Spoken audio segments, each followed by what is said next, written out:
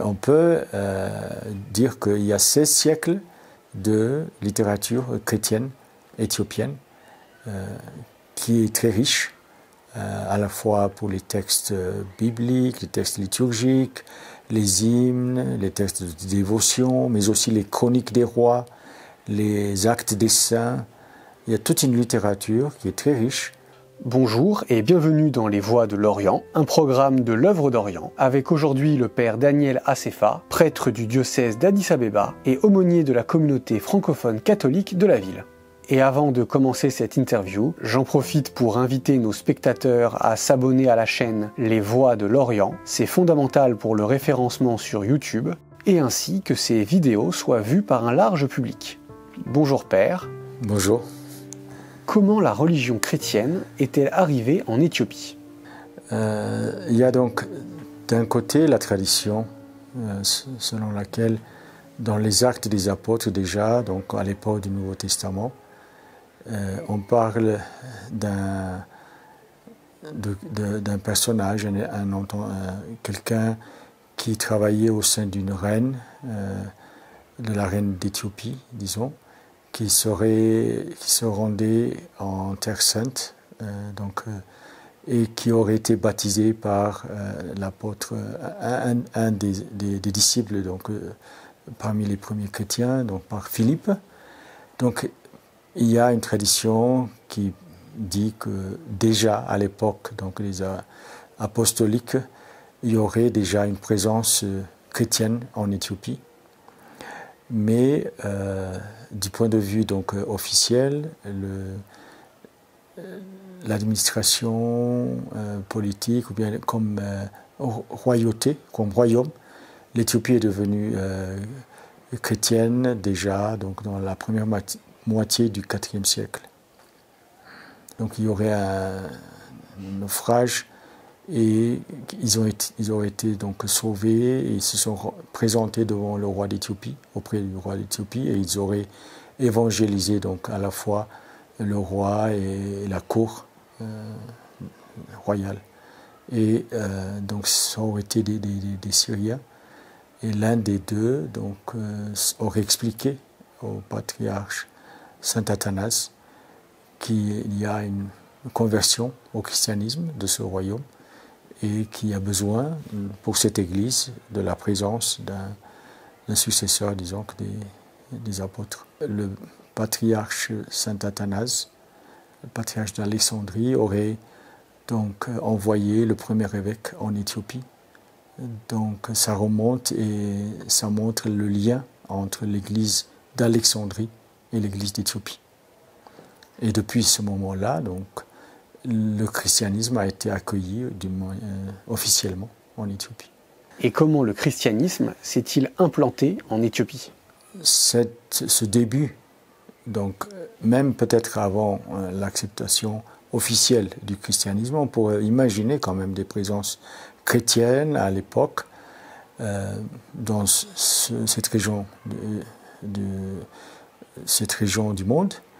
Et ce qu'on peut constater, ce qu'on peut observer plus tard, c'est qu'un siècle, disons un siècle et 2 siècles après, il y a eu un processus de traduction des textes bibliques de la langue grecque en éthiopien ancien, qui s'appelle aussi le Ge'ez. Donc cela, je crois aussi, a joué un rôle très important dans le développement du christianisme en Éthiopie, donc la traduction des textes bibliques, peut-être en commençant par les évangiles, les psaumes, etc. Donc il y a des témoins, même sur des stèles, des citations bibliques. Et cette traduction en langue du lieu a joué un rôle très important plus tard aussi, et pour la liturgie, pour la spiritualité, pour les hymnes, etc. Et à cause de cela, on peut penser que ce qui est intéressant dans le cas du christianisme en Éthiopie, c'est à la fois il y a une réception, il y a un accueil, il y a un certain nombre de textes qui sont rentrés, il y a des traditions, il y a à la fois la liturgie, mais aussi les textes, etc., dans la cour, mais en même temps, il ne s'agit pas seulement de traduire d'une manière littérale ou de faire importer toute la tradition telle qu'elle est.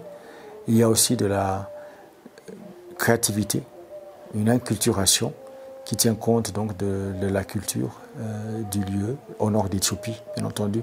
Au début, il s'agit surtout donc le royaume d'Aksum, les premiers siècles, jusqu'au peut-être 10e, 11e siècle, etc.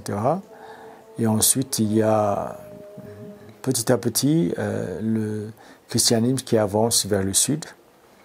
Il y a la présence chrétienne et les images, les églises rupestres de Lalibela.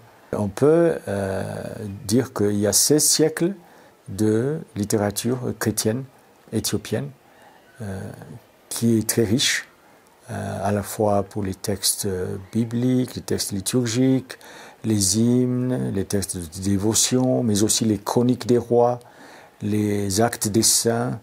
Il y a toute une littérature qui est très riche, qui consiste d'une part à une traduction d'un certain nombre de textes, donc premièrement du grec, mais plus tard aussi, lorsque l'Égypte va adopter l'arabe,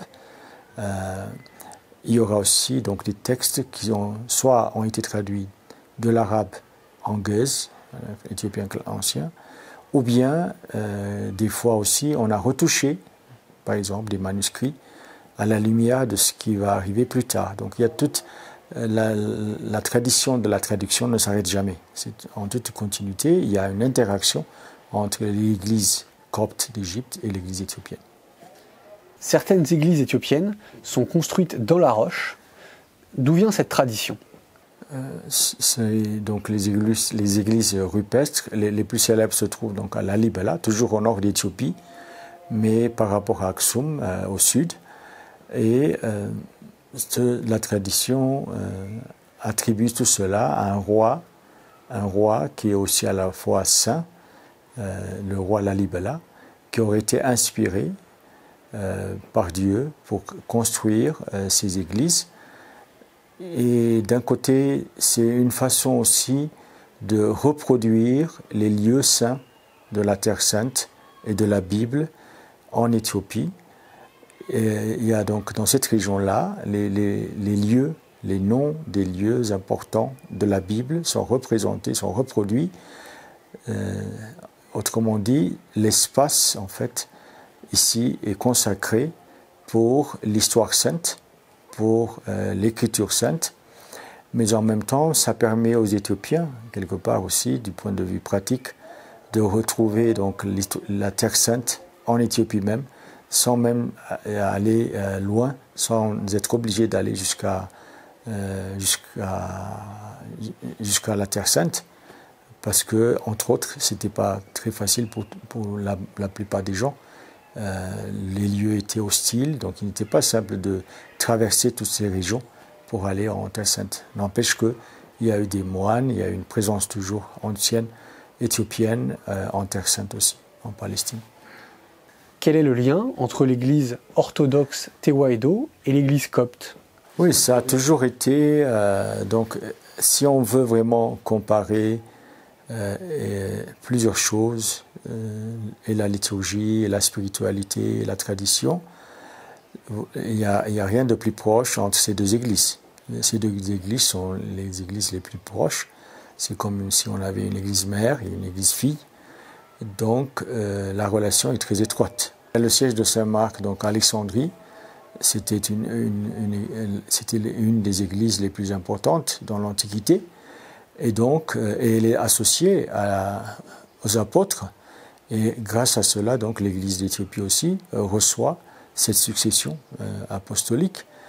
Et sur plusieurs points, nous avons vraiment une proximité exceptionnelle entre ces deux églises. À la fois dans la liturgie des heures, la messe, la prière eucharistique, les traditions, les saints, par exemple, le synaxaire qu'on appelle le synaxaire, le livre des saints, on trouve en fait beaucoup de les saints, non seulement donc reconnus au monde entier, comme peut-être saint Athanase, saint Éphrem le Syrien, ou bien saint Jean Chrysostome, etc. Vous avez un certain nombre de saints dans la tradition copte qui sont reconnus aussi dans l'Église éthiopienne. Et il y a aussi le cas d'un certain Tekle Haymanot, un saint éthiopien qui est reconnu aussi dans le livre des saints, donc en Égypte.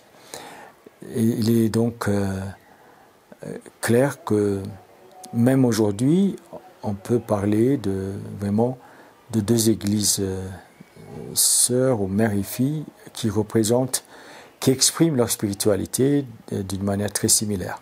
D'autant plus qu'il s'agit de deux églises africaines. Ceci étant dit, il y a aussi des éléments qui ont été créés en Éthiopie qui ne sont pas pratiqués en Égypte, comme par exemple les danses sacrées et la tradition, je pense aussi, de la poésie, qui est improvisée dans la tradition éthiopienne. Donc il y a à la fois une adaptation, mais aussi il y a une création locale, indigène. Et en plus, bon, d'autre part, il y a l'histoire éthiopienne qui est différente de celle de l'Égypte. Par exemple, la dernière dynastie commence au XIIIe siècle et se termine en 1974. Jusqu'à ce moment-là, l'église éthiopienne orthodoxe Tawhado était l'église de l'État.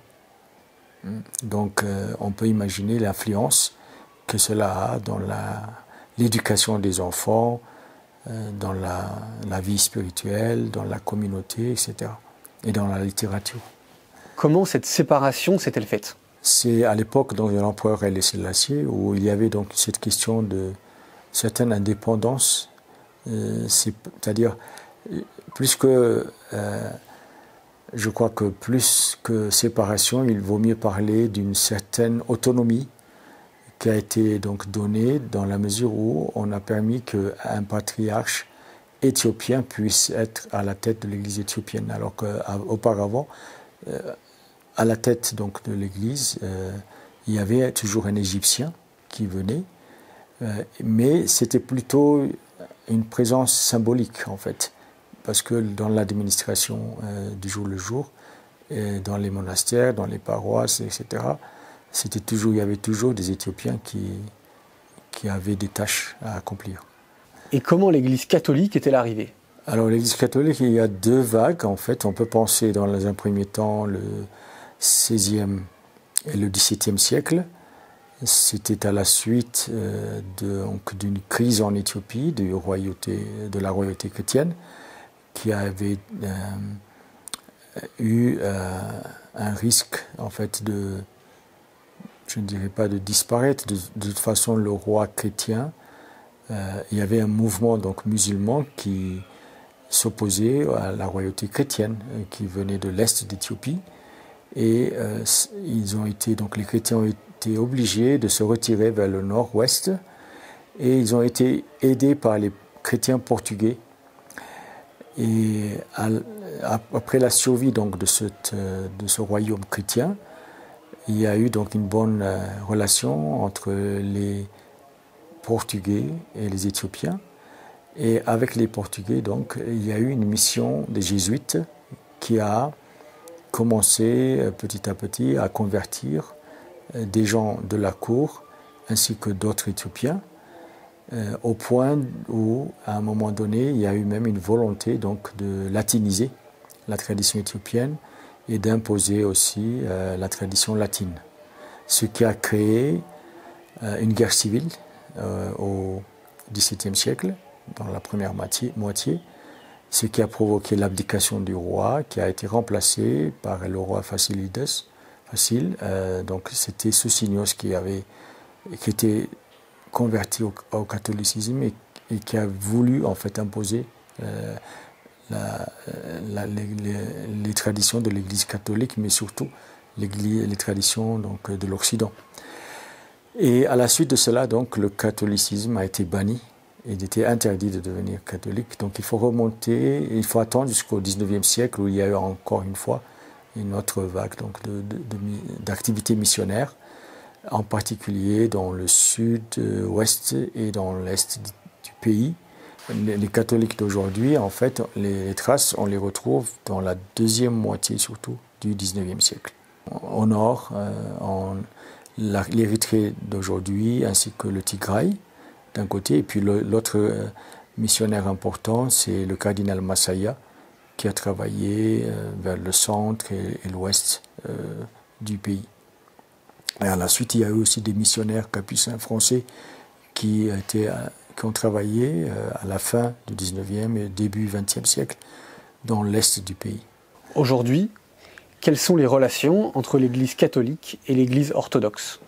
Oui, il y a quelquefois il y a des conférences, des activités écuméniques, soit en Éthiopie, soit à l'étranger, qui continuent. Mais à mon avis, il y a plus de contacts, d'interactions et d'activités au niveau des fidèles, beaucoup plus qu'au niveau ecclésiastique.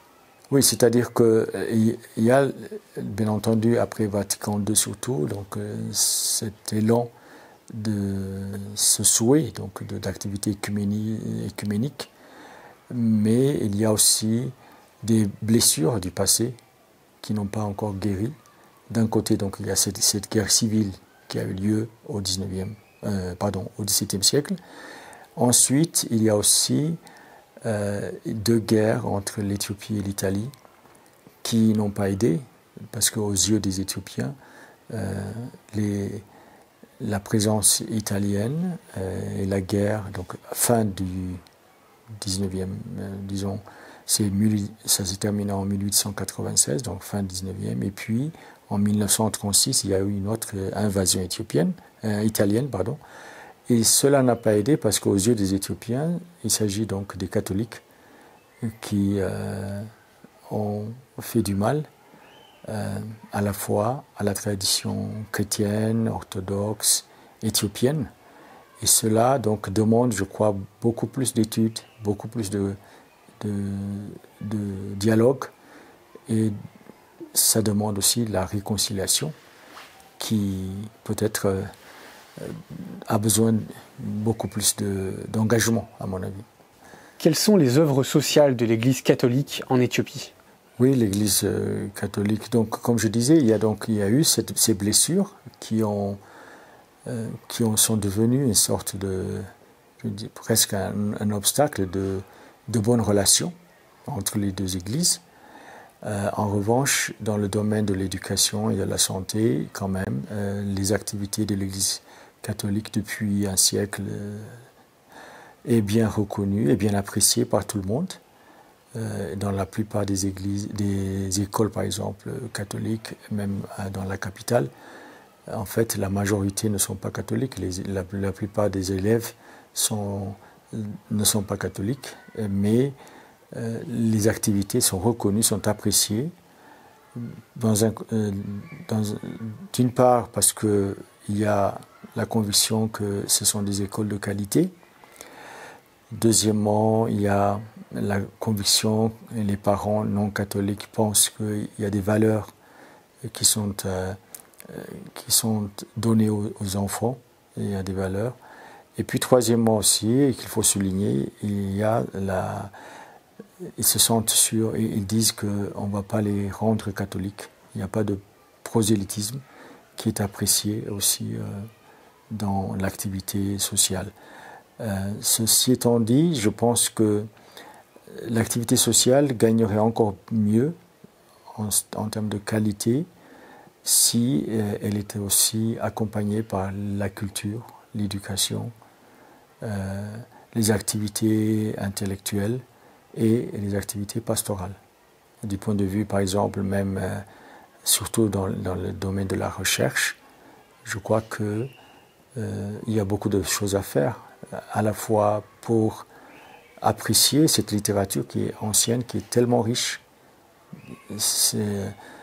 et surtout la tradition, par exemple, en théologie, en spiritualité, qui n'a pas, du point de vue de l'histoire, par exemple, les études sur les chroniques ont été faites. Il y a pas mal d'ailleurs de travaux en français sur l'histoire médiévale d'Éthiopie. Il y a beaucoup de chercheurs français, donc des recherches qui peuvent être vraiment utiles.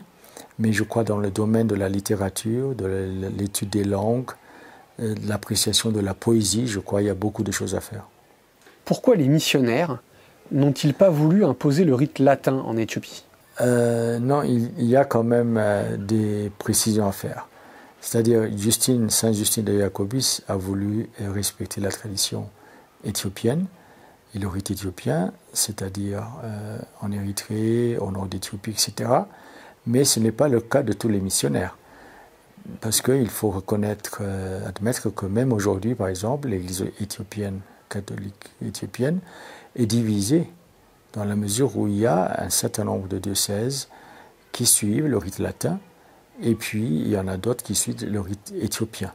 Et l'argument qui a été donné par les missionnaires qui ont encouragé le rite latin, par exemple dans le sud, dans l'ouest, dans l'est du pays, leur argument c'est de dire que dans ces régions-là, la tradition éthiopienne n'était pas présente d'une manière importante, que l'Église orthodoxe n'a pas eu une grande présence et que du point de vue de la langue et des autres traditions, qu'il vaut mieux adopter le rite latin plutôt que le rite éthiopien.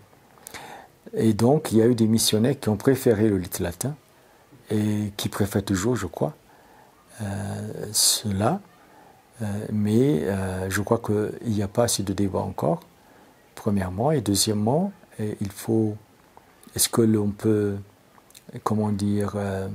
mettre entre parenthèses toutes ces traditions africaines qui a traversé tous ces siècles, n'empêche, ne serait-ce que de traduire en ces langues locales, donc étant donné qu'il y a une diversité en Éthiopie, c'est vrai, il faut apprécier les diversités, les différentes langues, qui ne sont pas toutes, par exemple, les mêmes qui ont été utilisées dans la tradition éthiopienne, de l'Église orthodoxe, mais je crois qu'il y a toujours des efforts à faire parce qu'il y a quand même beaucoup de choses qu'on peut trouver en commun dans la tradition. Donc je mettrai une sorte de nuance dans cette appréciation. Actuellement, quels sont les défis de votre Église? Oui, donc d'un côté, comme je disais tout à l'heure, il y a le défi de la tradition, le manque, à mon avis, des instituts d'études, par exemple. L'Église catholique en Éthiopie pourrait se donner beaucoup plus dans les études supérieures, parce qu'il y a cette littérature de 16 siècles, énormément, très très riche, qu'on peut étudier à la fois du point de vue de l'histoire, mais aussi de la littérature, de la théologie, de la spiritualité, de la façon de voir la réalité, etc., qui manque. Et c'est un défi pour moi parce que, quelque part, ça peut créer un vide. Et il y a ce risque, comme je disais tout à l'heure, cet engagement dans le social, si seulement il est appuyé, il s'appuie sur aussi ces fondations, ces fondements, pourrait avancer beaucoup mieux. D'un côté, même pour un dialogue avec les autres églises orthodoxes ainsi que l'Église catholique de rite latin au niveau mondial. Deuxièmement, il y a aussi le défi de je ne sais pas si on peut parler de mondialisation. Il y a énormément d'informations qui arrivent, et il y a la question de la culture, la question de la modernité. Est-ce que on doit, pour être cultivé, est-ce qu'on doit avaler tout ce qui vient de l'extérieur ou pas? Et comment avoir un esprit critique, comment apprécier, recevoir ce qui est bien, et en même temps sans négliger ce que l'on a, c'est-à-dire être enraciné. Donc il y a aussi ce problème, ou bien ce défi, de ne pas être bien enraciné, mais ça, peut-être ce n'est pas seulement du point de vue de l'Église, je crois que c'est plus général. c'est du point de vue aussi de l'éducation moderne. Il y a toujours ce défi et ce risque d'être perdu quelque part avec l'idée que être éduqué, être cultivé, c'est d'imiter l'Occident, par exemple, au sens large du terme. Quelles sont les spécificités du rite Guèze? Oui, si je parle par exemple de l'Eucharistie, d'un côté, il y a par exemple plusieurs prières eucharistiques. En Égypte, en passant, il y en a 3. En Éthiopie, il y a au moins 14. Et certains parlent de 21. Donc on voit comment au Moyen-Âge, les Éthiopiens ont été créatifs et ils ont ajouté donc, des prières eucharistiques qui correspondent à des fêtes différentes. Pour la Sainte Vierge, pour la Passion du Christ, etc., les grandes fêtes du Christ, etc. Et ça, c'est très riche. Et le rite, certaines caractéristiques donc, qui montrent vraiment... d'un côté, il y a la beauté du texte, qui est très riche du point de vue théologique et qui utilise beaucoup de métaphores, beaucoup d'images. Et ça, je crois, est très utile et aide beaucoup à prier et à contempler. De même, il y a aussi un dialogue constant. Comparé par exemple au rite latin, dans le rite éthiopien, il y a énormément de dialogue entre le célébrant, le prêtre, et le peuple et le diacre. Il y a, au lieu de dialogue entre deux entités, il y en a 3.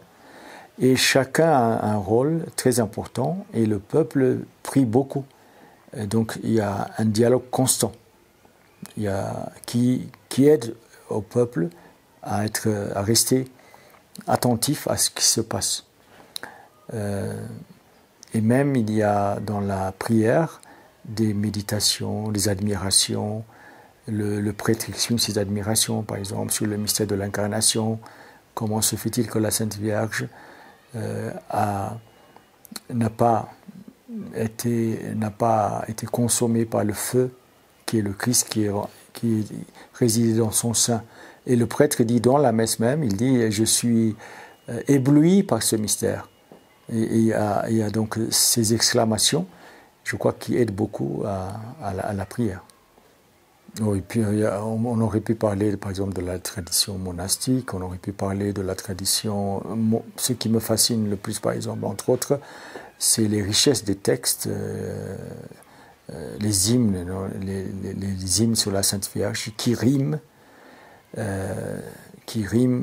qui sont vraiment très riches en métaphores, en réflexion théologique, en méditation, et surtout cette tradition d'improvisation de poèmes. Il y a une école de poésie traditionnelle où les enfants apprennent à devenir poètes. Et il y a des cours donc, qu'on leur donne, il y a des cours de conjugaison, il y a des cours de réflexion, des figures bibliques. Ils apprennent les figures bibliques et les histoires bibliques. Et en même temps, ils apprennent à observer la nature pour trouver des métaphores. Et en même temps, donc, ce qui est pour moi très, très intéressant, c'est qu'ils vont apprendre à composer des poèmes dans ces écoles. Et il faut que ça rime. Ils doivent le savoir chanter. On doit être capable de chanter, donc il y a le rythme aussi. Il faut qu'il y ait un thème important. Il faut qu'il y ait la métaphore.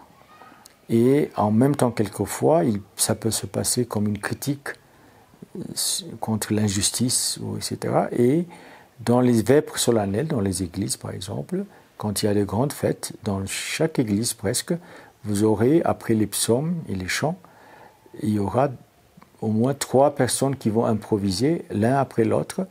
Et à chaque fois qu'une personne improvise donc un poème, il y aura donc chaque ligne va être chantée par un spécialiste. Et après, toute la chorale va chanter ce nouveau chant. L'idée, c'est offrir un nouveau chant au Seigneur. Et c'est une sorte d'usine à fabriquer des poèmes. Et cela, je crois, n'a pas attiré beaucoup l'attention des chercheurs, même à l'étranger, parce que c'est un peu difficile Donc on choisit plutôt les récits pour les analyses des textes, etc., ou bien du point de vue historique ou théologique. Mais je crois que ça, c'est vraiment impressionnant, où on forme les gens à devenir poètes. Et parmi ces personnes qui ont été formées ainsi, on trouve plus tard les meilleurs romanciers, etc., parce qu'ils ont été entraînés à cet exercice.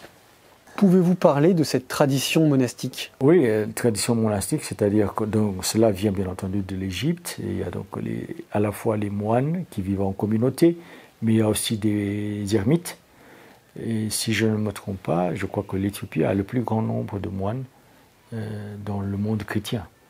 Et le moine est quelque part l'idéal de la perfection chrétienne. Et dans les récits, les actes des saints, la vie monastique est beaucoup appréciée. Et les évêques, comme je crois dans toutes les traditions, sont choisis parmi les moines qui mènent une vie célibataire. Et enfin, pour finir, pouvez-vous chanter un chant de tradition gaise? Je vais, d'une manière très brève, donc un des chants qu'on chante pour la préparation de la fête de l'Assomption.